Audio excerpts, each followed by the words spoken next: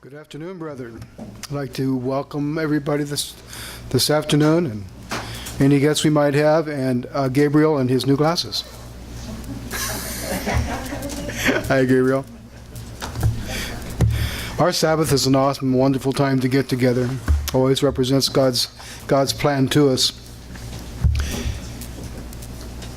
Next Sabbath, we will be meeting for the Day of Atonement.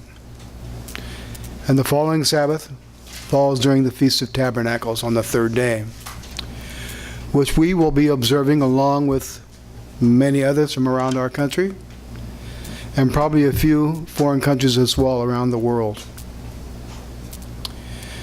We must remember that there will be other Church of God groups meeting at the same feast site as we are.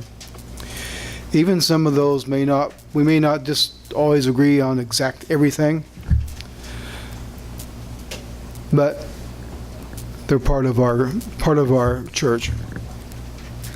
We need to be cordial and greet with a smile, and if appropriate, lend a hand.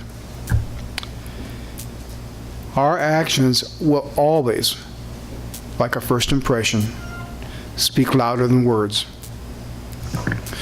We all need to make a genuine, sincere effort when we're meeting people. As we were reminded in Philippians 2, verses 3 and 4. You can turn there.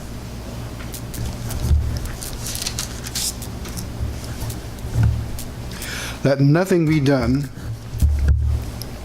through selfish ambition or conceit, but in lowliness of mind, let each esteem others better than themselves.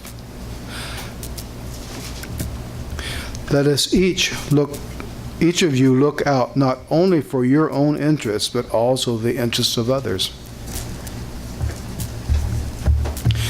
This brings up an area where we can excel by being a good neighbor, so to speak.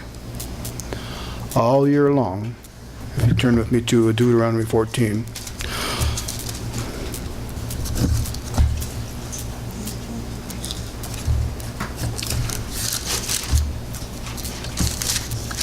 I know it's in here because I've seen it earlier. In Deuteronomy 14, all year long, we are to save second tithe according to God's instructions, beginning in verse 22.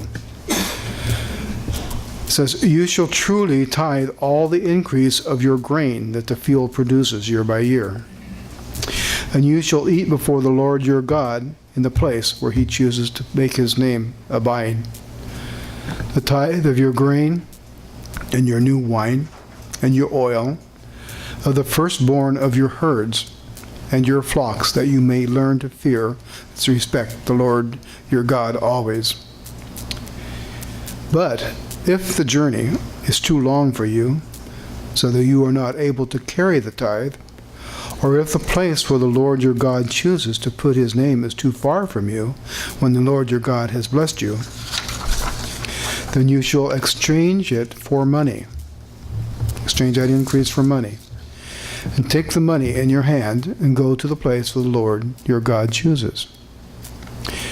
And you shall spend that money for whatever your heart desires, for oxen or sheep, for wine or similar drink, for whatever your heart desires.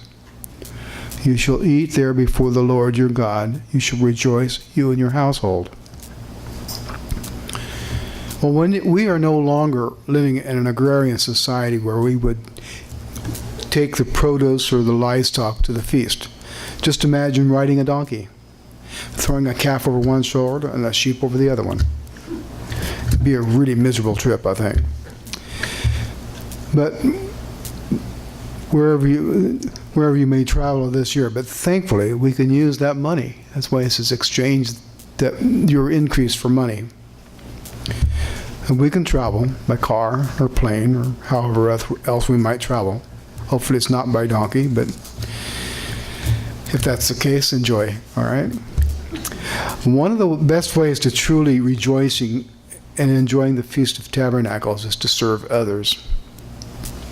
Everyone here in this room are servants. We all serve. I think we all serve well from what I can gather here.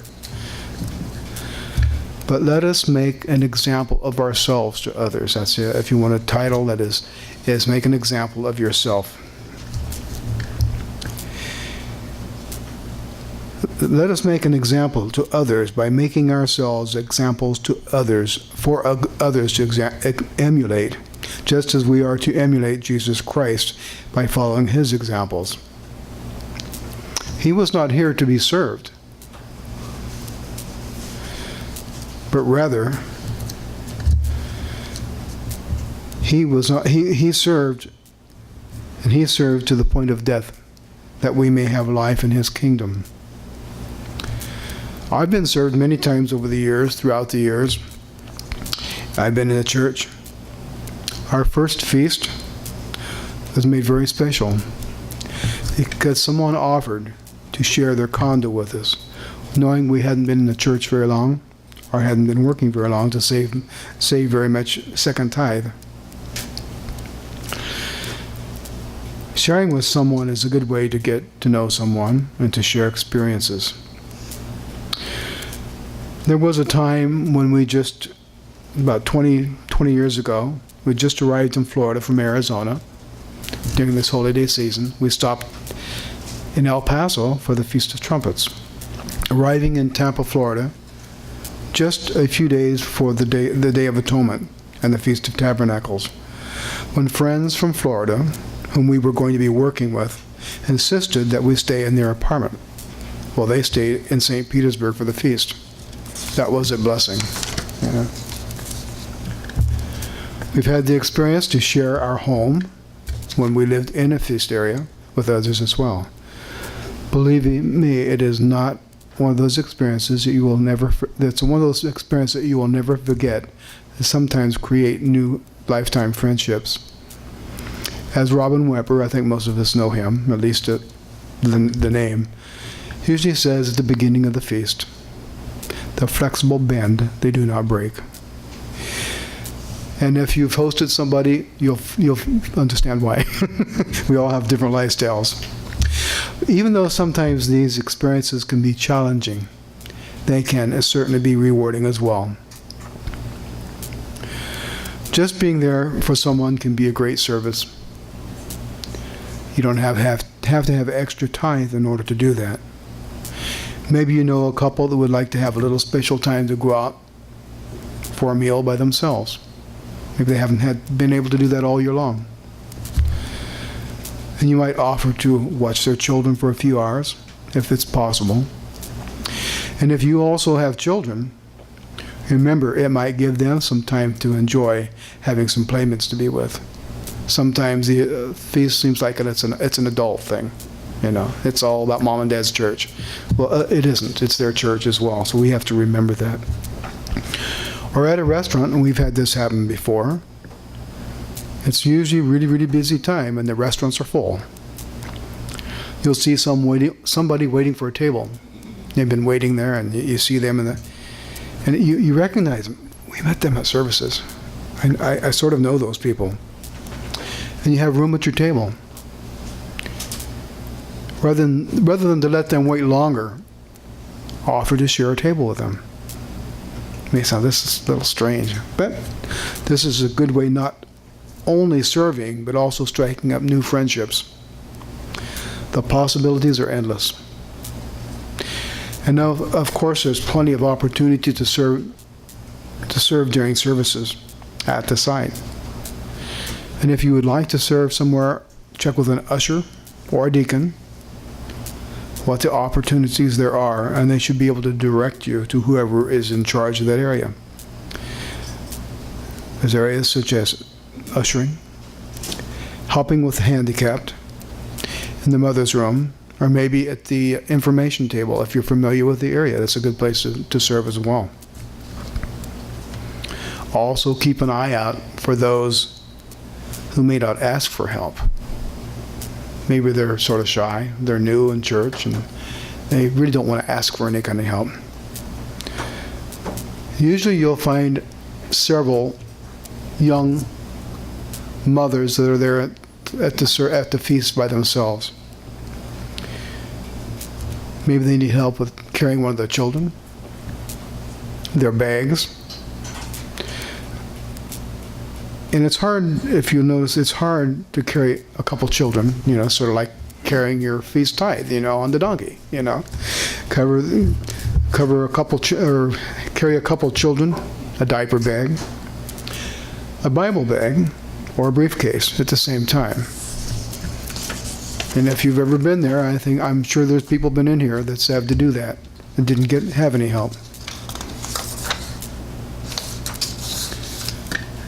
Or if you are able, possibly to plan an activity where you are staying and have few friends over or people that you've met and want to get better acquainted with. Offer someone a ride that would otherwise not get to participate in an activity with other brethren, such as family day picnic or a Bible study. You have an extra spot in your car on the way to Bible study, and you know somebody that would like to go, but they're a little apprehensive about asking for a ride. If you can do it, ask them to go with you. And certainly don't forget to pray for one another. If you don't know a person well enough to ask personal questions, they've asked for prayer, but you don't know them well enough to ask what the specifics are. Remember, God knows all the fine details. All He needs is our prayers. He takes care of the rest of the stuff. We're just human. He's God. These are just a few of the ways in which we can serve and make ourselves an example. Remember, we're going to be serving during the millennium, which the Feast of Tabernacles represents. This is a practice run.